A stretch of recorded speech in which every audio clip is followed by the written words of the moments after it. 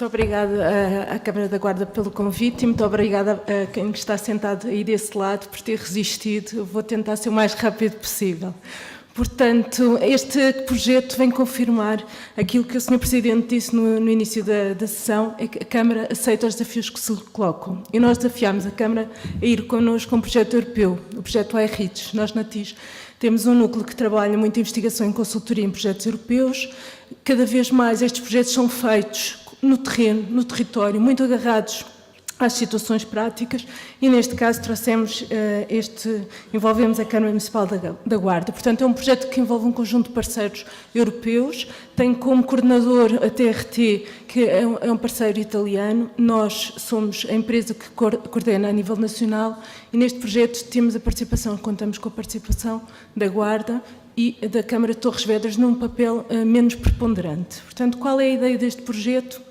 Está muito preocupado com a questão da inclusão, da inclusão das pessoas por via dos transportes. Portanto, não é apenas a mobilidade reduzida, existem outras questões relacionadas com a inclusão, a exclusão social e, portanto, aqui a ideia tem sido muito a tónica dos projetos europeus de integrar as empresas, as startups, as universidades, os novos polos de empreendedorismo, as novas tecnologias nestas questões. E, portanto, aqui o que nós estamos a fazer é olhar para o potencial das novas tecnologias e das empresas que estão nos territórios para ajudarem neste processo.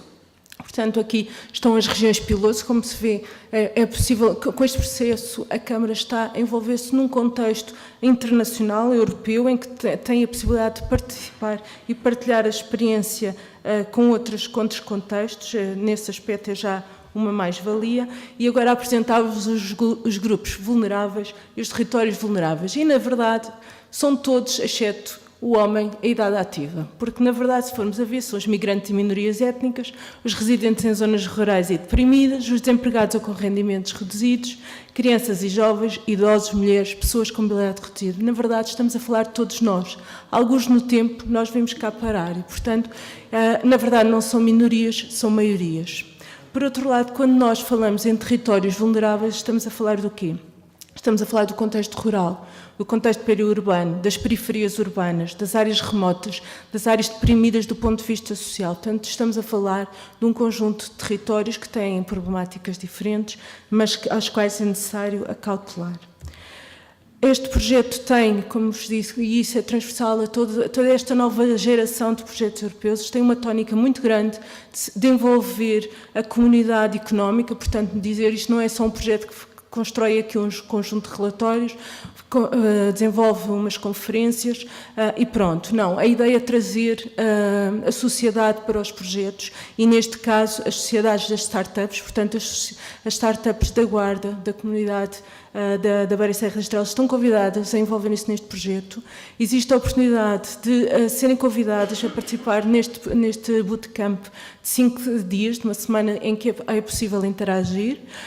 Depois vão ser selecionadas 5 startups e vão ser testadas 4 soluções de mobilidade, sendo que a Guarda poderá ser um dos laboratórios para experimentar. Portanto, há aqui um contexto de inovação forte.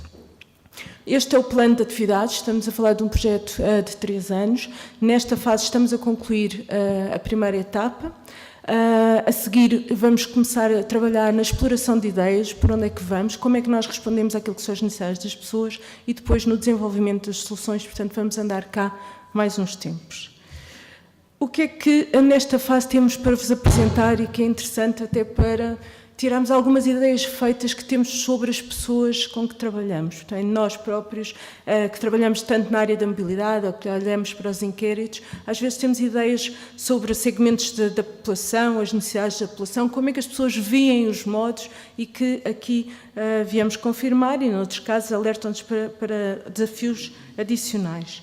Aqui trazemos a súmula daquilo que foi o trabalho desenvolvido na Guarda, mas também alguns apontamentos do trabalho desenvolvido em Torres Vedras. Nós, na Guarda, portanto, havia aqui um conjunto de grupos-alvos a ter em consideração. Foi selecionado como o mais interessante para digamos, conhecer em maior detalhe. Foram 2 grupos. principais, dois complementares. Um dos principais, os indivíduos com poucos rendimentos ou desempregados, é uma questão que é muito transversal. Nós que andamos no território temos falado sobre as questões do transporte público. Os desempregados aparecem-nos muitas vezes e nós por vezes esquecemos deles. Por outro lado, os idosos. Complementarmente, olhamos para aquilo que são as necessidades da população residente em zonas remotas, as zonas rurais e também as mulheres. Importa olhar para os indicadores que temos ao nosso dispor e aqui estão a bolo daqueles que se destacam pela diferença. Portanto, na Guarda o que é que estamos a falar? De um concelho profundamente motorizado. Vejam, estamos a falar de 663 veículos por 1000 habitantes. Em cada 10 pessoas, 6, quase 7, têm um carro disponível. Portanto, quando nós falamos daquela repartição modal, não é por acaso, é porque é assim que as pessoas foram resolvendo as suas necessidades de mobilidade. A cota de transporte público já foi apresentada pela engenheira Paula Teles, que está aqui, 10,1, a nível nacional é 19,7, portanto há aqui muito trabalho a desenvolver. Do ponto de vista do poder per capita, estamos a falar também de um contexto ligeiramente abaixo daquilo que é a média nacional e estamos a falar de uma questão que nos traz desafios importantes. Estamos a falar de uma densidade de 55,7 habitantes por quilómetro quadrado, que é metade, grosso modo, daquilo que nós vemos a nível nacional. Portanto, são desafios importantes e que não podemos tratar como se estivéssemos a falar de uma metrópole. O que é que foi feito neste projeto? Falámos com muita gente. Tendo em consideração duas abordagens. Entrevistas, falámos com especialistas, falámos com a Câmara, falámos com as juntas de freguesia, falámos com as IPSS, a Segurança Social, tivemos as ONGs, portanto, houve aqui uma conversa abrangente para obtermos informação e fizemos focus group com estes grupos, para percebermos o que é que estas pessoas pensam, o que é que as pessoas precisam. E o que vos trago são um pouco as conclusões. Não tenho muito tempo, portanto vou passar. Portanto, há aqui a questão, alguns são extratos das reuniões, portanto, e dos focus grupos que fizemos, foram muitos minutos de informação preciosos. Existe a ideia de que nas aldeias rurais existe muito a venda que vai junto da casa, mas isso não chega, as pessoas têm outras necessidades. Os presidentes da junta aqui são identificados como o nosso Facebook, portanto, quando há alguma coisa que não está bem, o presidente da junta de freguesia vem cá ter connosco e vem-nos dizer, e portanto isto é importante, isto significa que existe aqui uma aderência grande e também está a emergir esta questão das boleias. As pessoas, como não têm o transporte, estão à procura no vizinho, estão à procura no familiar, e isto é bom, porque quer dizer que nós ainda temos as teias sociais que permitam ter este suporte, mas traz-nos também desafios adicionais do ponto de vista de transporte. Passando aos desempregados, que é um grupo que talvez nós tínhamos descurado. Felizmente o nosso país saiu de um processo muito complicado em que a crise levou a que tivéssemos muitas pessoas desempregadas, agora temos menos, felizmente, mas estas pessoas apresentam necessidades e características que temos de ter em consideração. As necessidades de mobilidade são muito frequentes. Quais são os motivos de dar boleia à família, procura de trabalho, a vida social, euromédica e compras? Nós já ouvimos várias vezes que as pessoas dizem eu não posso aceitar aquele emprego porque não tenho transporte para lá chegar. E isto é uma barreira, é uma exclusão social que estamos a impor àquela pessoa. Os desempregados são totalmente dependentes do carro e consideram que os transportes públicos estão ultrapassados e não estão adaptados às necessidades, portanto, nem os equacionam quando consideram fazer a sua deslocação. Não têm necessidades de transportes não satisfeitas porque resolvem-nas com o carro. Depois aqui ao lado, não sei se vê bem, mas eventualmente estes slides vão ficar disponíveis, temos extratos de apreciações daquilo como as pessoas veem o automóvel. A última frase eu acho que é deliciosa e não resisto a dizer, que é eu já prometi aos meus filhos levá-los a andar de autocarro, para eles verem como é que é. Mas ainda não consegui, porque o serviço é mesmo muito mau e pouco conveniente. Portanto, o autocarro já é quase vamos lá fazer uma excursão para ver como é que é este modo. Nós não podemos ter o transporte público a ser entendido. Esta é uma frase da Guarda, de uma pessoa que está desempregada, de uma pessoa que gasta 20% a 25% do seu rendimento com o carro. Portanto, nós estamos a falar de pessoas que estão a ter um esforço enorme naquilo que é a sua mobilidade. Só para terem uma noção, não se devia gastar mais, no rendimento familiar não se devia gastar mais do que 15%. São estas as métricas para a mobilidade. Quando nós ultrapassamos esse valor, estamos numa situação de distorção. Depois estamos a falar de pessoas que têm expectativas muito elevadas, portanto não basta aquele autocarro que faz a ligação de A para B.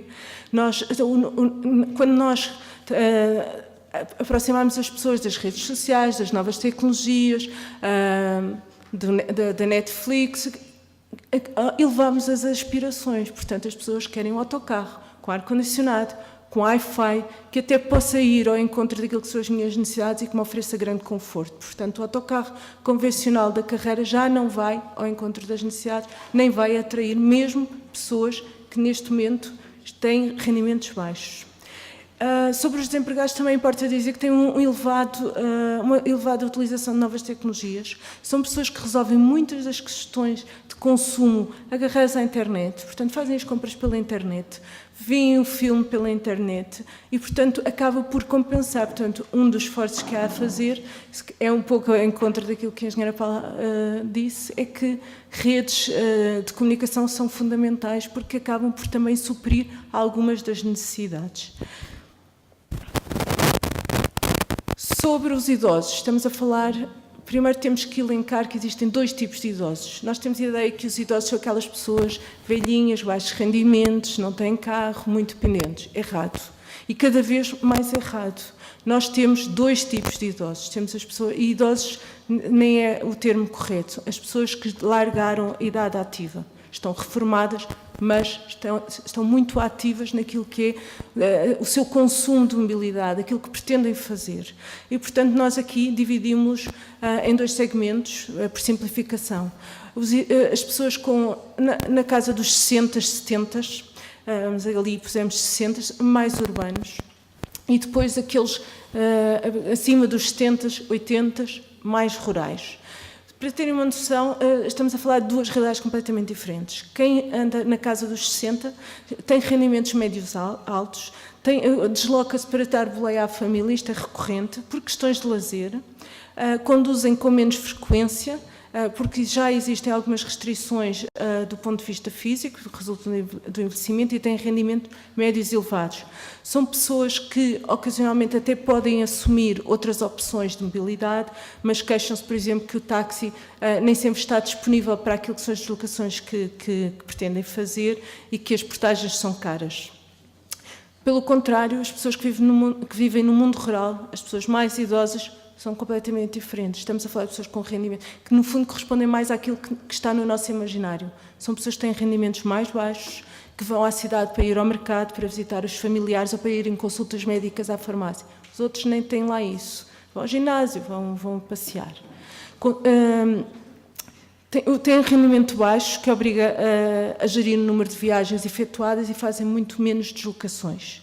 Têm dificuldade de acesso nos autocarros, porque os pisos não têm piso rebaixado e, portanto, e o preço aparece como barreira. As pessoas não viajam tanto quanto gostariam porque não têm dinheiro para o fazer. O que é que essas pessoas querem? Mais uma vez, dois segmentos, duas abrangências, querem coisas diferentes.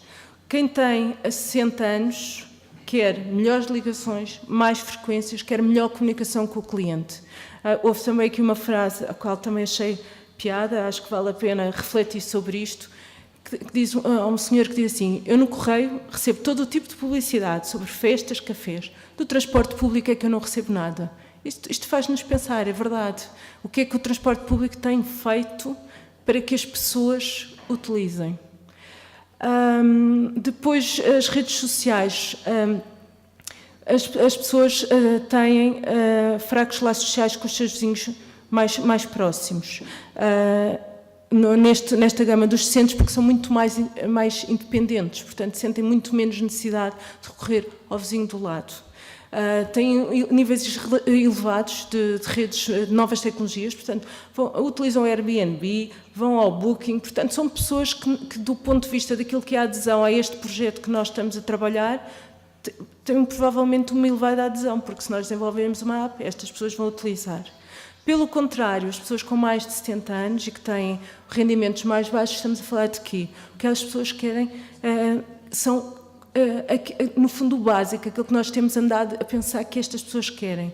Querem bilhetes mais baratos para idosos, não querem ser obrigados a ter um passe, querem poder ir à cidade mais frequentemente a preços mais baixos, querem ter uma ligação à hora do almoço. As pessoas não precisam de passar lá o dia todo. Portanto, aqui o que aconteceu foi que os transportes públicos foram reduzindo e depois há a ligação da manhã e da tarde que serve aos alunos. As pessoas que estão fora da faixa ativa não precisam estar o dia todo na cidade da Guarda. De manhã ou de tarde resolvem os problemas e é o suficiente.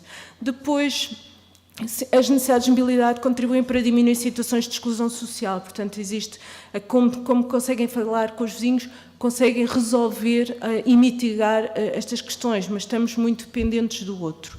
Têm desconfiança relativamente à utilização da internet. Portanto, no âmbito deste projeto, nós sabemos que estas pessoas não vão responder tão bem às novas tecnologias, ou pelo menos temos que arranjar soluções mais básicas, mais simplificadas para elas poderem aderir. Conclusões. É fundamental apostar nos jovens, integrá-los, até como forma de retenção. Isso foi um dos aspectos que resultou evidente em Torres Vedras. Os desempregados apenas utilizarão os transportes públicos se eles tiverem níveis de conforto elevados e qualidade. Portanto, isto é importante. Baseados, aqui até houve uma aproximação à Uber, não querem horários tão fixos, nem percursos tão fixos. Os idosos têm necessidades diferenciadas em função do estádio da vida em questão e do sítio onde vivem e, portanto, alguns precisam de uma reorganização da rede de transportes públicos, precisam de viagens a meio do dia, tarifas mais baixas. O que é que nós temos verificado? Temos verificado que, ao nível das cidades, tem havido aqui bastante investimento, também é mais fácil, existe mais massa crítica, os autocarros de piso rebaixado, a existência de transporte para as pessoas com restrições de mobilidade. Todavia, toda a gente refere e defende que os municípios e as juntas de freguesia têm no topo da agenda a necessidade de resolver os problemas de transportes das populações nas zonas rurais. A reorganização administrativa veio também trazer desafios adicionais, porque ao agregarmos juntas de freguesias, afastámos as pessoas de uma zona central onde se resolviam algumas questões e, como tendências, podemos identificar. A existência de uma economia não regulada e informal dos transportes está a aumentar. Isto é bom e mau, portanto, tem que se perceber esta dinâmica. As freguesias, em muitos casos, estão a assumir o papel de transportadores, ou seja, aquilo que os táxis faziam, que os operadores de transporte público faziam, estão a ser substituídos. As juntas de freguesias compraram uma carrinha, colocaram um motorista e agora estão a fazer serviços muitas vezes gratuitos para levar a pessoa idosa à cidade, para permitir o acesso ao mercado. É importante, estão a cumprir uma função importante, mas cuidado, estão a gastar recursos que provavelmente poderiam ser gastos de forma mais racional se não fossem feitos ao nível das juntas de freguesia. A minimização da exclusão social por via dos transportes nestes contextos tem sido conseguida por via de serviços de comércio itinerantes, maior utilização da internet, criação de laços sociais entre vizinhos, apoio de IPSS e juntas e, portanto, isto é bastante importante. Finalmente, para acabar, portanto, os municípios tradicionalmente andaram preocupados com o transporte escolar, com as crianças, com os idosos, porque tinham a noção de que havia uma falha da cobertura do transporte público, havia que os levar pelo menos ao centro de saúde e ao mercado, mas neste momento estão criadas as condições para serem mais ambiciosos. A Câmara da Guarda assumiu-se como autoridade de transportes.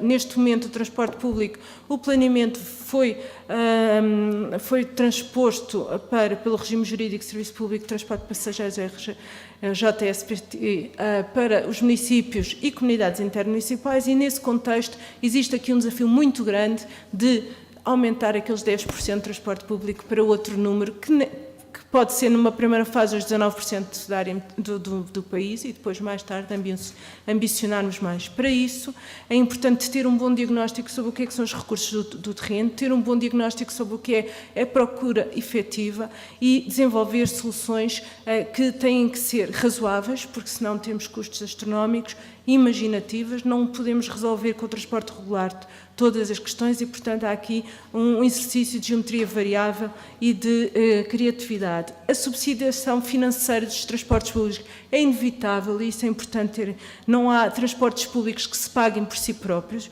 é assim em todo o mundo, não há.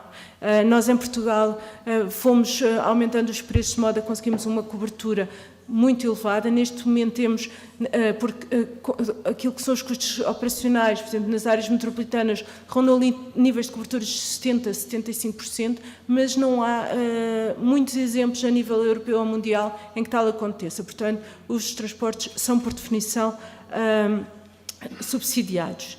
Por outro lado, e um bocadinho de forma provocatória, nós andamos sempre a dizer mobilidade em modos suaves, mobilidade em transportes públicos, mas depois agarramos-nos muito àquilo que conhecemos, e aquilo que conhecemos são as redes rodoviárias, são o desenvolver rede.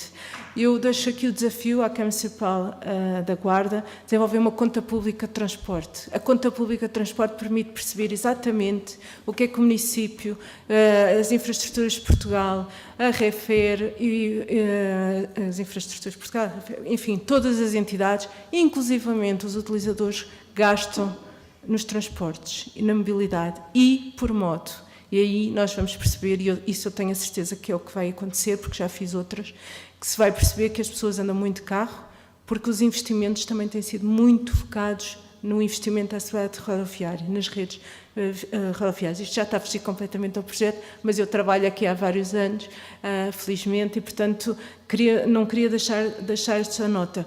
É muito importante atender esta questão, mas também é muito importante dar agora o salto. Este salto não vai acontecer nesta legislatura. Eu tenho esperança que nos censos de 2021 os números sejam um bocadinho melhores, porque em 2011 nós não estávamos a fazer nada para mexer o status quo do carro ganhar espaço e, desde então, temos feito muito. Temos curiosidade, eu vou terminar para não ultrapassar, e resta-me agradecer. Só dizer o que é que vai acontecer ao nível do projeto. Vamos voltar aqui à Guarda, falar com as pessoas para explorar as soluções.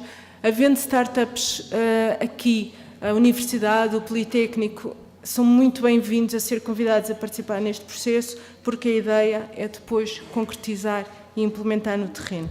Muito obrigada a todos.